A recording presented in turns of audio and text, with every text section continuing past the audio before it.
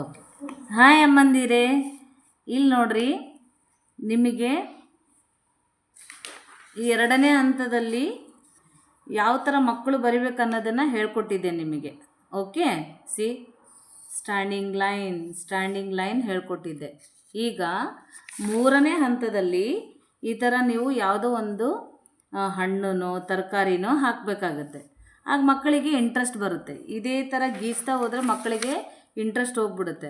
ಅದಾದಮೇಲೆ ನೀವೇನು ಮಾಡಬೇಕು, ಈ ಥರ ಹಣ್ಣುಗಳು ತರಕಾರಿಗಳು ಈ ಥರ ಡ್ರಾ ಮಾಡಿ, ಇಲ್ಲಿದ್ರೆ ಫೋಟೋ ಕಾಪಿ ತೆಗೆದ್ಬಿಟ್ಟು ಮಕ್ಕಳಿಗೆ ಕೊಡಬೇಕಾಗತ್ತೆ.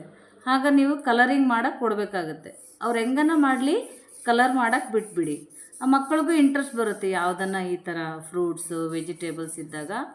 ಓಕೆ, ಕಲರಿಂಗ್ ಮಾಡಬೇಕಾದ್ರೆ ನೀವೇನು ಮಾಡಬೇಕು, ನೀವು ಗ್ರೀನ್ ಕಲರ್ ವಾಟರ್ ಮೆಲನ್ ಅಂತ ಪದೇ ಪದೇ ಹೇಳಬೇಕಾಗತ್ತೆ. ಓಕೆ, ಹಂಗೆ ಹೇಳಿದಾಗ ಏನಾಗುತ್ತೆ, ಮಕ್ಕಳಿಗೆ ಇದು ವಾಟರ್ ಮೆಲನ್ ಅಂತ ಗೊತ್ತಾಗುತ್ತೆ ಮತ್ತು ಇದು ಕಲರ್ ಇಂಟ್ರೊಡಕ್ಷನ್ ಕೂಡ ಆಗುತ್ತೆ. ಹಾಗಾಗಿ ನೀವೇನು ಮಾಡಬೇಕು, ವಾಟರ್ ಮೆಲನ್, ಗ್ರೀನ್ ಕಲರ್ ಅಂತ ಹೇಳ್ತಾ ನೀವು ಹೇಳಬೇಕಾಗತ್ತೆ.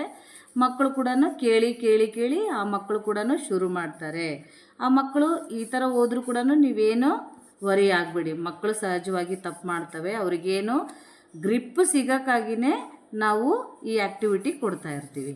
ಓಕೆ, ಇದಾದಮೇಲೆ ನೋಡಿ, ನಾನು ನೆಕ್ಸ್ಟ್ ಪಿಕ್ಚರು ಪೊಟ್ಯಾಟೊ ತೊಗೊಂಡಿದ್ದೀನಿ ನೋಡಿ ಇಲ್ಲಿ.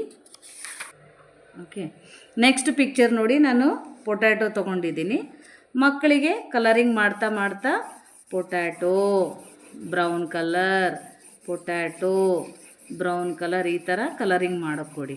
ಪರ್ಫೆಕ್ಷನ್ನು ನೀವು ಎಕ್ಸ್ಪೆಕ್ಟ್ ಮಾಡಬೇಡಿ ಮಕ್ಕಳಿಗೆ. ಅವ್ರಿಗೇನು ಪೆನ್ಸಿಲ್ ಹಿಡಿಯೋಕ್ಕೆ ನಾವು ಕಲಿಸ್ಕೊಟ್ಟಂಗೆ ಆಗುತ್ತೆ. ಓಕೆ, ಇದರಲ್ಲಿ ನೋಡ್ರಿ 3 ಕಾನ್ಸೆಪ್ಟ್ಸ್ ಇದೆ. ಯಾವುದ್ಯಾವುದು, ಪೆನ್ಸಿಲ್ ಯಾವ ಥರ ಹಿಡ್ಕೋಬೇಕು ಅನ್ನೋದು, ಕಲರಿಂಗ್ ಮಾಡೋದು, ಯಾವ ಕಲರ್ ನಾವು ಮಾಡ್ತಾಯಿದ್ದೀವಿ, ಯಾವುದು ವೆಜಿಟೇಬಲ್ ಇದು, ಇಷ್ಟು ಕಾನ್ಸೆಪ್ಟು ಇದರಲ್ಲಿ ಮಗು ತಿಳ್ಕೊಳ್ಳುತ್ತೆ. ಓಕೆ, ಪೊಟ್ಯಾಟೊ ಅಂತ ಹೇಳಿ, ಬ್ರೌನ್ ಕಲರ್ ಅಂತ ಹೇಳಿ. ಓಕೆ, ನೋಡ್ರಿ ಎಷ್ಟು ಕಾನ್ಸೆಪ್ಟ್ ಕಲಿತಾ ಇತ್ತು. ಓಕೆ, ಗೊತ್ತಾಯ್ತಲ್ಲ. ಇದೇ ಥರನೇ ನೀವು ಮಕ್ಕಳಿಗೆ ಆ್ಯಕ್ಟಿವಿಟಿ ಕೊಡಬೇಕಾಗುತ್ತೆ. ಇಲ್ಲಿವರೆಗೂ ಕಲರಿಂಗ್ ಆ್ಯಕ್ಟಿವಿಟಿ ಮುಗಿಯುತ್ತೆ. ಫಸ್ಟ್ ಆ್ಯಕ್ಟಿವಿಟಿ ತೋರಿಸ್ತೀನಿ ನಾನು ನಿಮಗೆ. ಫಸ್ಟ್ ಆ್ಯಕ್ಟಿವಿಟಿ ಈ ಥರ ಮಕ್ಕಳು ಫ್ರೀ ಹ್ಯಾಂಡಲ್ಲಿ ಗೀಚೋದು.